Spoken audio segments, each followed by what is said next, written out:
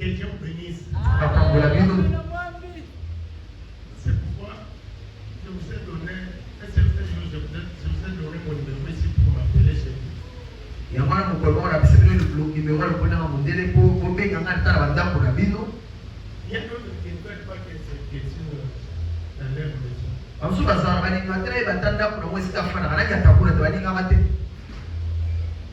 Mais tu as toujours pris un corps humain, non? Parfois, toi, tu as une petite puissance comme ça. Mais Dieu m'a donné une grande puissance. Avec les promesses, avec la commission, avec l'alliance, et j'arrive là. Il n'y a pas une seule vision. À mon corps qui est entré là.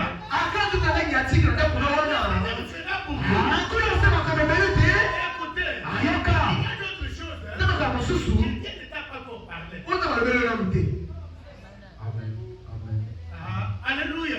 Amen. Oui, Dieu n'est pas censé à tout te dire.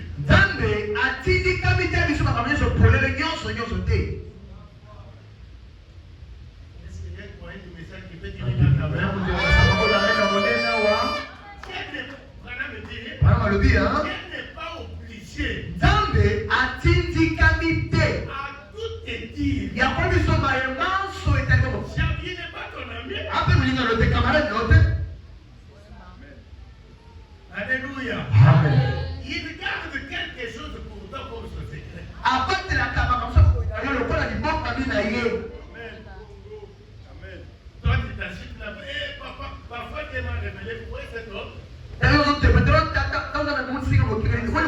Cette année 2025, il ne sera pas venu. 2026 ici ne sera pas venu. Mais je vois toujours mes bénédictions devant moi. Toi, tu t'agites. Moi, je garde toujours mon mais pour 2026 ici, j'ai reçu beaucoup de déclarations par des bouches différentes. Amen. La fidélité à prière. Que Dieu vous bénisse. Je vais lire dans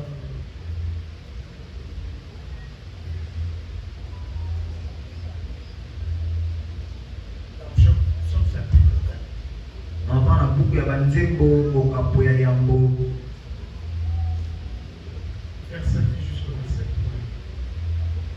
Verset 1 jusqu'au verset 3.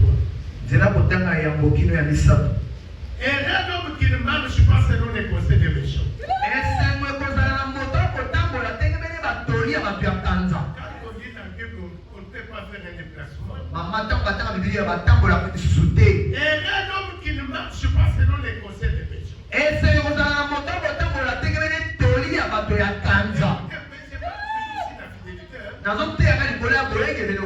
Je vois que cette femme s'était prostituée.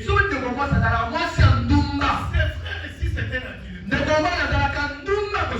Il est devenu ton ami. On reconnaît camarade. Par ton ami là.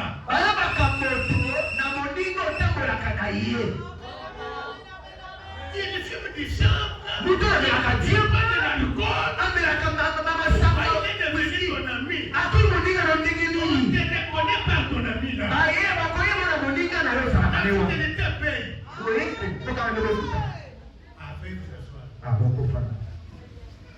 Que le Seigneur vous bénisse. Et un homme qui ne marche pas selon les conseils des méchants, qui ne s'arrête pas sur la voie des pécheurs, et qui ne s'assied pas en compagnie de mon cœur. Alléluia. Amen. Papa, moi j'écris les messages du temps de la famille. Mais ce n'est que tu marches avec lui là. Il parle mal de ta religion. Il parle mal des serviteurs de Dieu.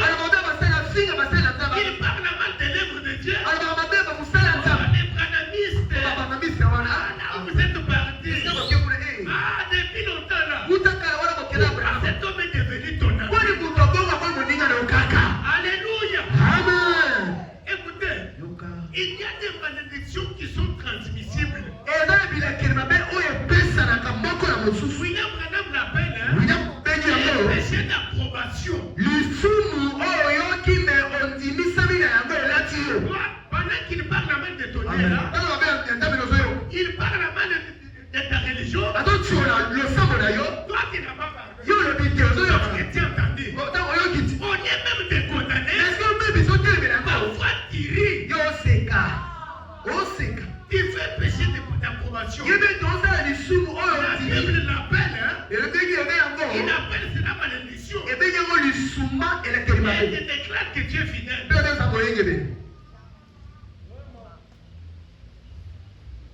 Que Dieu vous bénisse. Que Dieu vous bénisse. Regardez un peu. Moi ici, j'avais mon frère. Non, c'est pour y aller vous foutir. Parce que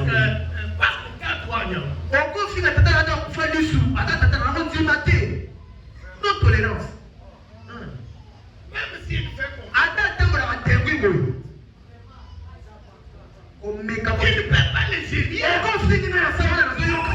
gérer. Il m'a géré directement. Je ne serai pas content. Comment est-ce que ton ami là, il parle mal de ta religion? Il parle mal de ce que tu vois. Tu es là, tu ne fais absolument rien. Tu dis que Dieu est fidèle. Alléluia. Amen. Il y a des malédictions transmissibles. Vous ne savez pas ça. Et venez dans la Bible. C'est le passé que j'avais préparé. Regardez bien dans la Bible. Jonas s'était envoyé à Ninive. Il a révisé ses années. Il a dit non, il a pris de la aussi. Il est entré dans l'arche. Quand il est entré là, tout le monde qui était là, la Bible dit, William Branham dit, tout ce qui était là, il était innocent. Mais la malédiction était entrée là. La Bible dit, les innocents avaient perdu leur bien à cause d'une seule personne. Alléluia. Amen.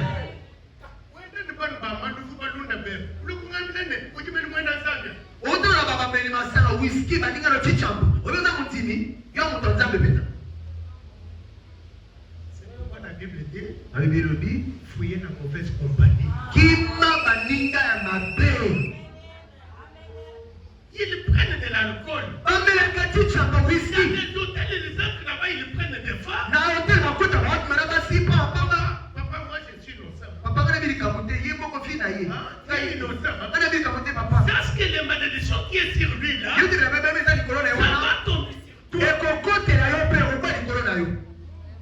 Alléluia. Amen. Celui qui marche avec des païens, qui ont une mauvaise vie, ne l'appelez pas croyant. La Bible dit, même William Branham dit, un frère t'ami, s'il te voit dans les péchés, il t'apporte la parole de Dieu. Quel est ton ami là? Quand tu es dans les mal, il t'encourage. Est-ce qu'il y a la fidélité? Alléluia. Que Dieu vous bénisse. La Bible nous conseille. Même si c'est William Branham, la Bible nous conseille. Fouiller la mauvaise compagnie. Madame dit, on te reconnaît par ton ami.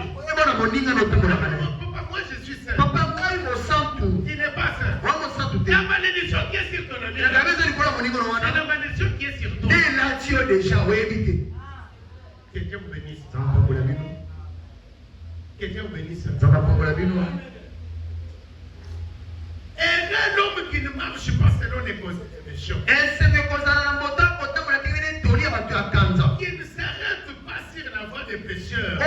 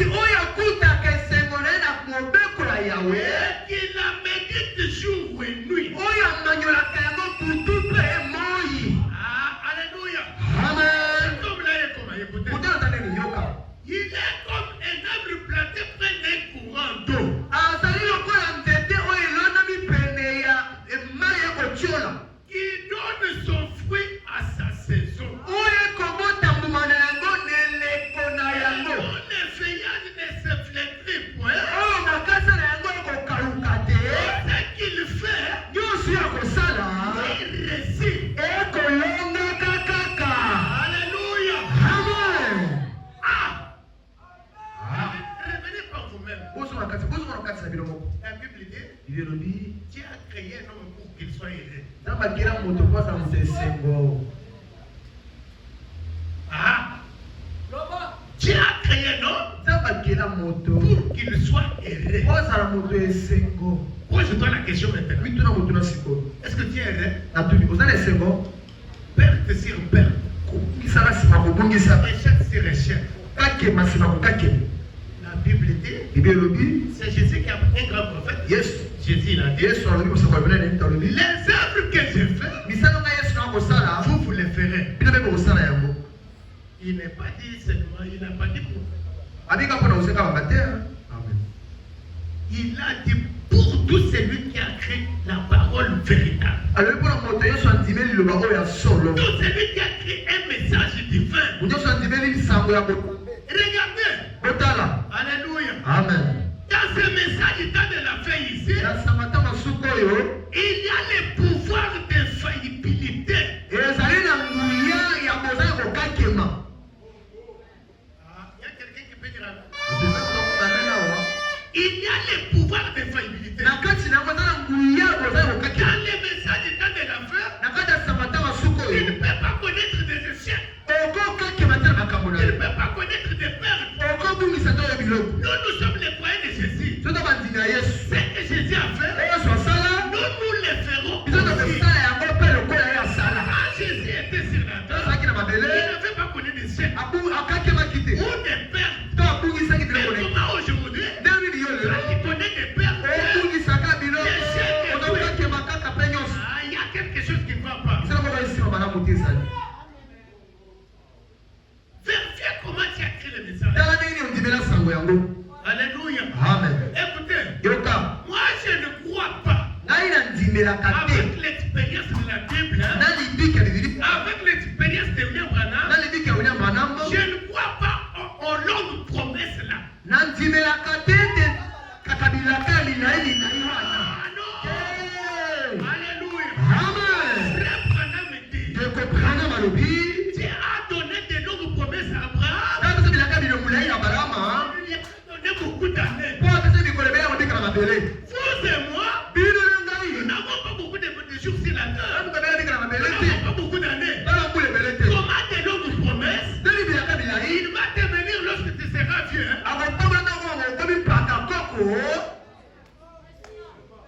Vérifiez un peu mon frère, ma soeur.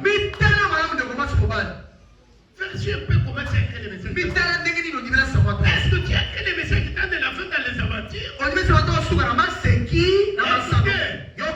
Alléluia. Dans les messages qui t'ont de la fin, dans les messages prêchés par le lien Branham, il y a le pouvoir d'infaillibilité.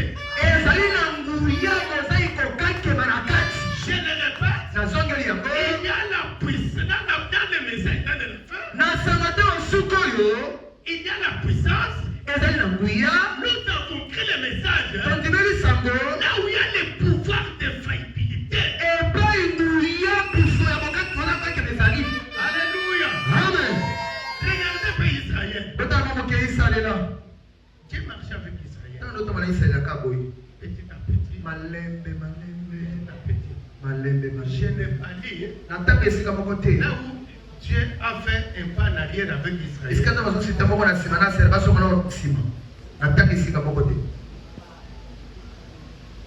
Il n'a pas marché comme ça.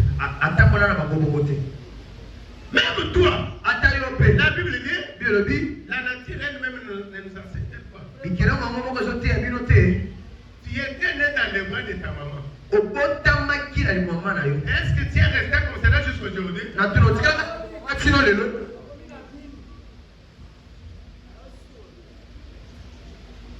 Alléluia. Amen. Tu dois te réjouir avec les promesses de Dieu. Quand?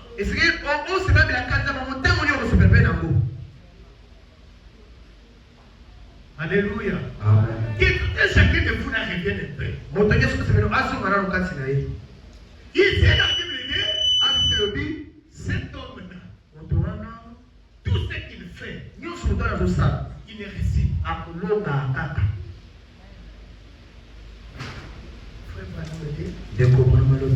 Tout sango ya tanga sukoyo. Il est Joseph dans sa famille. Azali moko ya Yusuf. Le Seigneur t'a placé au-dessus là. Amen, amen, amen, amen. C'est la vérité. Ah, ils sont soloté. Écoutez. Yoka. Dans la brochure intitulée « Nous appelés des dieux ». Je pense au paragraphe 195. Alléluia. Amen.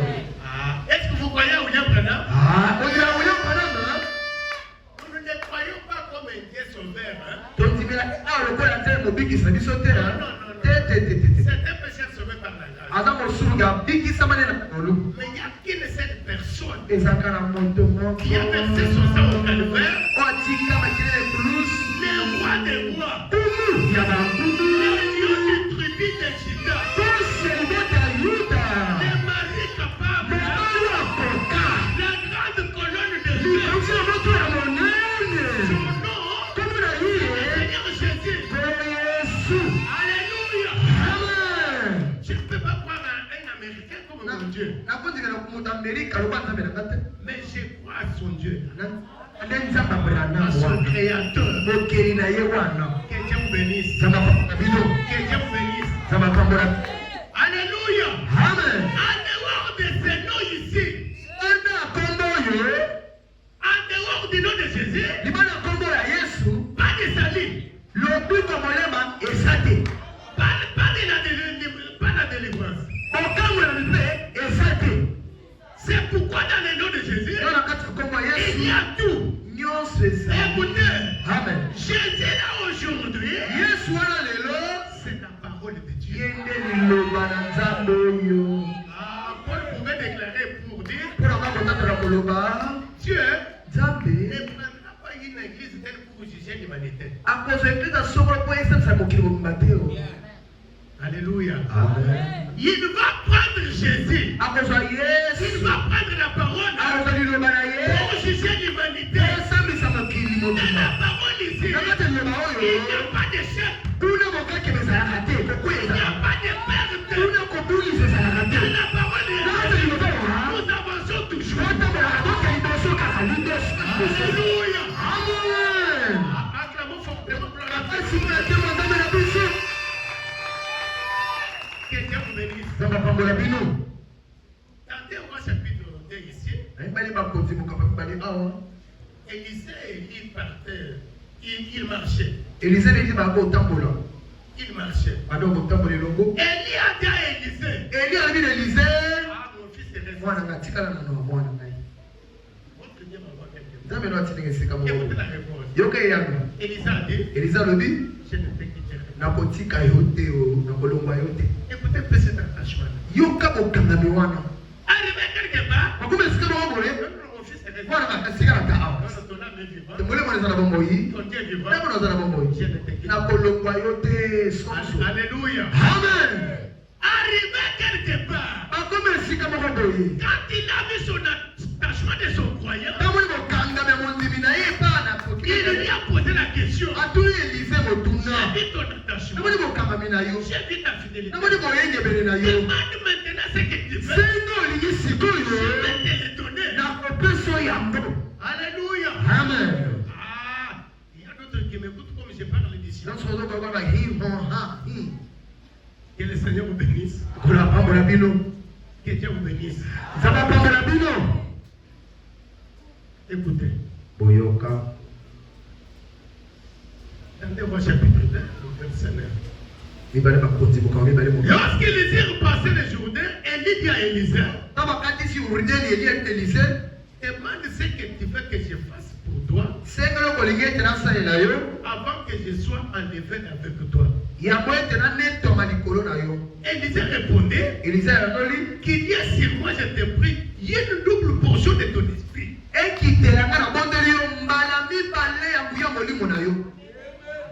Alléluia. Amen.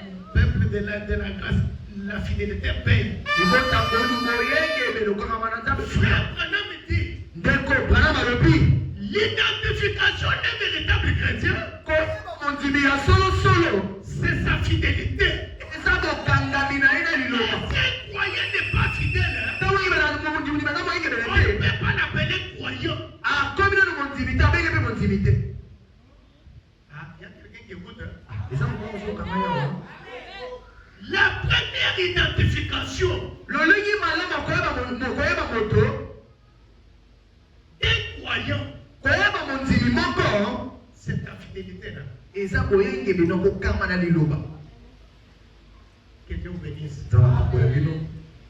Que le Seigneur vous bénisse. Ola pa pour la bino. Papa, la fidélité c'est quoi? Papa koyenge bina ko eza nini ko kama me ko eza nini. Qu'est-ce que moi je peux être fidèle? Nina ko ko koyenge bina papa. Parce que je peux être fidèle. Na ko za koyenge bina ndenge nini papa. Écoutez, Yoka. frère Branham dit, je répète ce que j'avais parlé. Ya mo lobi eti na songi ko na lobi ko koyeba. Que le Seigneur vous bénisse. Ola pa pour la bino. La fidélité comprend trois grandes choses. Koyenge bina biteli misa tuwezo salete ya kweza. Si tu ne seras pas béni selon ce que je parle, hein, Soki okopambola makenge ebele oyo nazoloba. tant pis. Ah, etali yo. Je te montre la voie de bénédiction. Nana biso nzela lipamboli. Je te montre la voie de prospérité. Nana biso nzela Je fulu. te montre la voie de l'évasion. Nana biso nzela botoka. Et si tu ne veux pas vivre, hein, Soki olanda te nzela yango. ne dis pas que pasteur José, il est quelqu'un de mauvais cœur. Koloba te te okeki tozala moto ya motema mabe. Non, je t'enseigne. Hein, Ezoteya yo. parce que la Bible dit, Oyebi elobi. la foi vient de ce qu'on entend. Amen. Kontinue kaka oyo toyoka. Et la Bible dit, Oyebi elobi. ne soyez pas des auditeurs oubliés. Bozala bandimi oyoki mpe Mais bobosani la te. pratique, c'est que nous prêchons. Tiana misala okilo koteya. La puissance de Dieu t'accompagnera partout là. Amen. Buya nzambe kotuyo bisika nyonso kozala. Ah, il y a d'autres choses hein, Na makambo mosusu. que Dieu va faire dans ta vie Oyo basala bomoi na yo. sans qu'il puisse te le dire. Sango ete eloko asala yo kaka. Alléluia. Amen, amen, amen, amen, amen. Un véritable croyant, celui qui est fidèle. Mondimi ya solo oyo akama na liloba oyo moyenge bene. La fidélité comprend trois grandes choses. Écoutez-moi bien. Moyenge bene eza na biteli misato oyo esalete yango eza. Quelqu'un qui est fidèle, hein, Mondimi atali moyenge bene. celui qui est fidèle, Oyo moyenge bene. c'est un membre de l'église. Liboso esengeli ezala mondimi ya eklise ya songolo. Alléluia. Amen. Alléluia. Amen. Non, je suis fidèle. Tenga za moyenge bene naza. Quand tu es fidèle, hein, Naza moyenge bene. c'est-à-dire tu es membre effectif de l'église. Engelo tati mondimi oyo kosala motango ya eklise ya songolo. Écoutez un peu. Yoka mo moke. Que Dieu vous bénisse. Nzambe apambola bino. Ah, il y a un enfant de Dieu qui écoute. Hein. Asa mwana nzambe bazoyoka mateyoka na bozokota. Alléluia. Amen. C'est que tu es membre. Hein. Oyo ekomiso mondimi. La première des choses, Etini ya yango. c'est ta présence régulière dans l'église. Koyaka na losambo mikolo nyonso losambo ezali kozalaka te. Ah, c'est par là que quelqu'un doit s'examiner. Est-ce qu'il y a quelqu'un qui a entendu? Atuza moto yoki makeyalaki mamalama te oyoki malamu. Comme tu as entendu, Ndenge oyoki pose-toi la question. mituna siko motuna. Ce qui m'a fait que je sois fidèle, est-ce que j'ai accompli ces trois grandes choses ici? Siko losusana na moyenge bene. Est-ce que nakoyesa biteli misato ya minene oyo? Que le Seigneur vous bénisse. Kola mambola bino. Écoutez. Yoka. L'édition vraiment de l'esprit. Ete ya kosakoli bososoli ya milimo.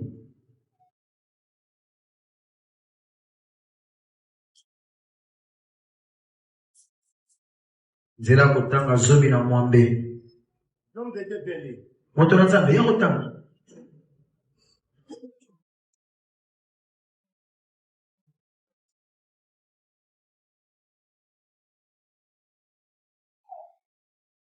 Chaque homme Moto nyonso devait avoir une église esengelaki azala na eklese ya moko losambo moko où il se sent chez lui. oyo akomi yoke aza epa na ye. Vous devez avoir un endroit Esengeli ozala na esika moko et non pas simplement errer, eza te kaka bitambola mais avoir un endroit que vous fréquentez comme l'église kozala na esika moko okenda kokota kuna lokola losambo na yo et que vous appelez votre église. oyo kobenga etele losambo na ngai. Un endroit où vous payez votre dîme esika moko epai bakofutaka moko na zomi na yo. et un endroit où vous aidez à soutenir la cause. Esika moko ozali kosunga mosala kosalema kuna. Il n'a pas bien lu. Atangi malamu te. Papa Alexis vient lire. Papa Alexis. Papa Mwamba. Et papa Mwamba. Patrick Mwamba. Voilà. Il y a autant. Mon associé n'a pas gagné. Mon souvenir n'a pas gagné. Que Dieu bénisse. Par contre, pour que cela pénètre. Alléluia. Amen. Dans nos églises aujourd'hui, nous n'avons pas de membres. Les croyants qui viennent, ce sont des croyants de recommandation.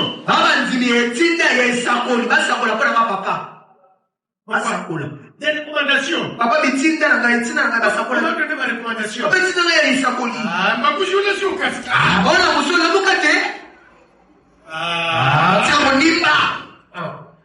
Que le Seigneur bénisse. Mettez-vous bien. Acclamons fortement pour la Nous Bible. avons Les membres que nous avons, les croyants que nous avons aujourd'hui dans nos églises, ce sont les croyants de recommandation. Et papa, ma recommandation, je me réveille ici à 2 heures. La sœur vient avec un bout de papier. Papa, on dit que vous avez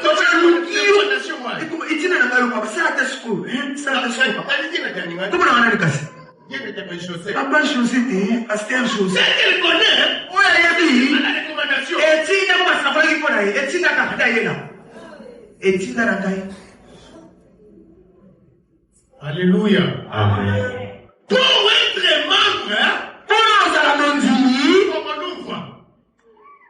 Pour être membre, il faut dans l'église, il faut traverser des difficultés, des problèmes. Il faut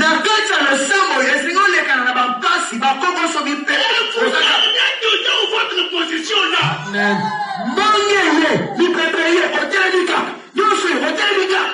On peut t'insigner. On peut parler de toi. On peut te blâmer. On peut dire de tout cela.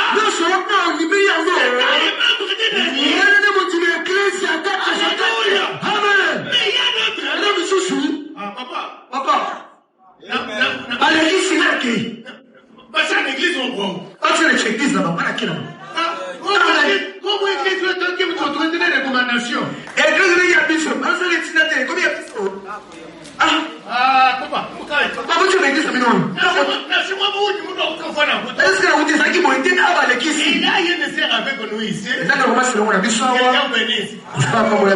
Son mauvais comportement, vous la connaissez?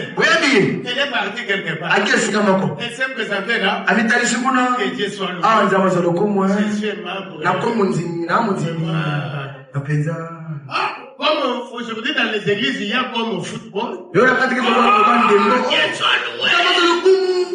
à un certain temps, elle a vu des problèmes. Elle a dit, même chez mon pasteur, on sait certainement pas.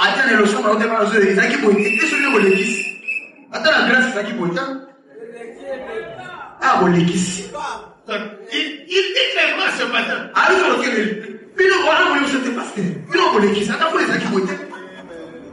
Alléluia. C'est comme une femme, son mari, ils ont connu la divorce. La femme est allée se marier à un autre homme. Quand elle fait un peu quelque chose, quand elle commet une erreur,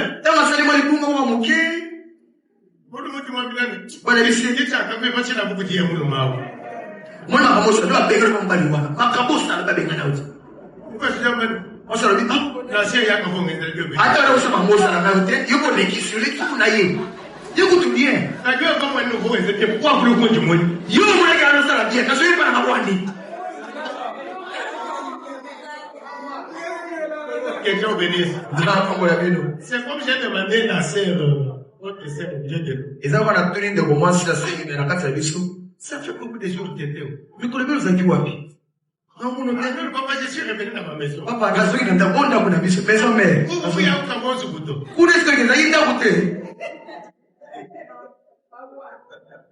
Acclamons fortement pour la réveiller. Pour savoir que tu es membre, et membre, Yoka. Alléluia. Amen. Et membre ne peut pas être un erreur. koto. C'est comme quand nous avons quitté nos maisons. Ça va dans l'équipe de la mission.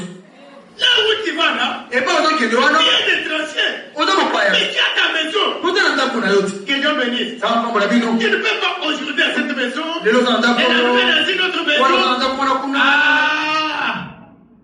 Alléluia. Amen. Un membre d'une église, il a traversé beaucoup de problèmes, de difficultés et tout. Il garde toujours sa position là.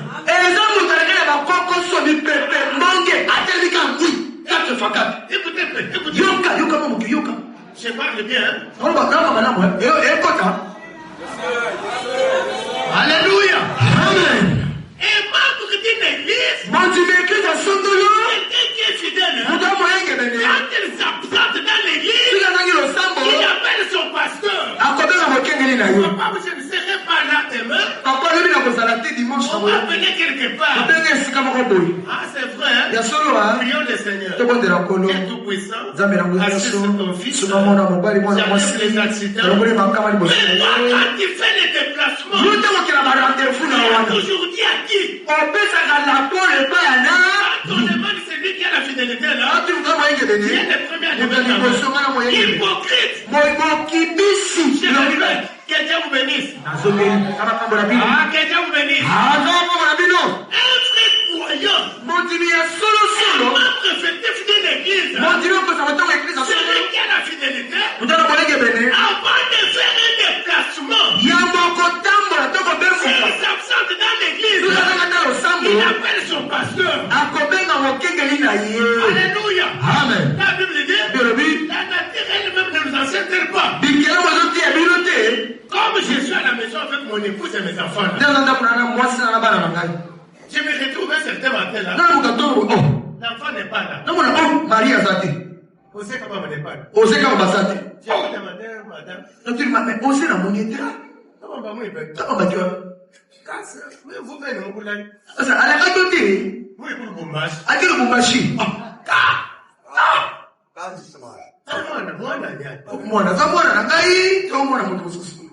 Oh, papa, vous va pouvoir faire d'autres.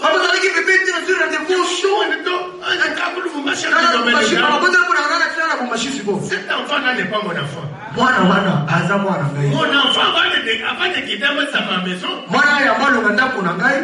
quitter ma maison, papa, c'est un déplacement. Il va où? En Europe. Qu'est-ce qu'il y a là-bas? Il y a même aussi dans l'église.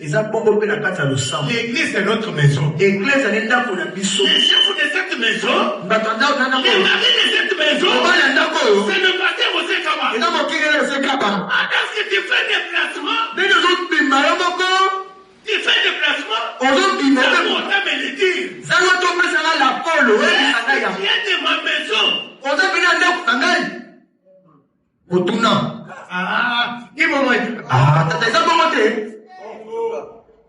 Notre maison, c'est l'église ici. Pourquoi tu fais des placements ça que tu dises c'est là ton pasteur? Dieu va compris bien pour qu'on me dise. Un frère croyant qui a la fidélité. Il va dire même les petites pensées qui montent au fond de son cœur.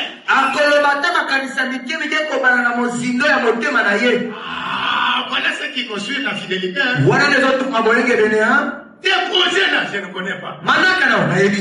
Tes activités, je ne connais pas. Là où tu es, je ne connais pas. J'ai insisté ici. J'ai insisté ici. En vous donnant mon numéro de téléphone. Personne. Vraiment. Alléluia. Amen. Mais qu'est-ce que l'homme de Dieu a dit ici? Quand mon pasteur a foulé ses pieds dans ma maison, les combats que j'avais, fini. Que Dieu bénisse. Amen. Même si tu ne me donnes pas un verre d'eau, je me pieds fous là-bas, je prie, je retourne. Vraiment. Mais c'est dans la dénomination, il y a moyen de faire un million, on peut faire 10 chaises, on peut faire le Seigneur va te bénir. Il va me soutenir en tant que ton pasteur. Il y a quelqu'un qui veut dire quelqu'un qui est fidèle à l'église, comme notre maison, avant de sortir, s'il s'absente dans l'église, il appelle son pasteur. Papa, je ne serai pas là. Qu'est-ce qu'il y a? Il y a telle chose. Dieu a ses représentants. Quand son représentant parle, c'est Dieu qui parle. Alléluia. Amen. Il y a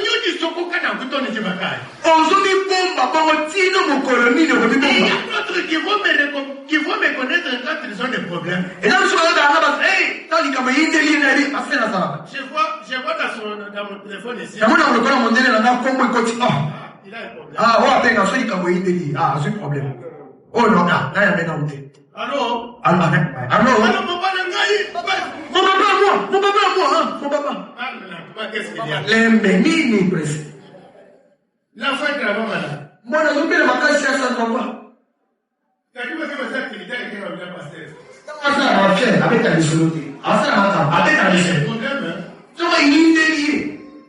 C'est dans ce moment-là qu'il va trouver.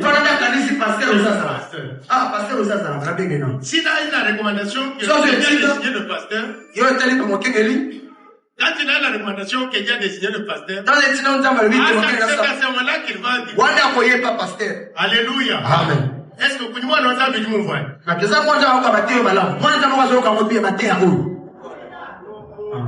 Ah, si tu n'as pas, tu n'es pas.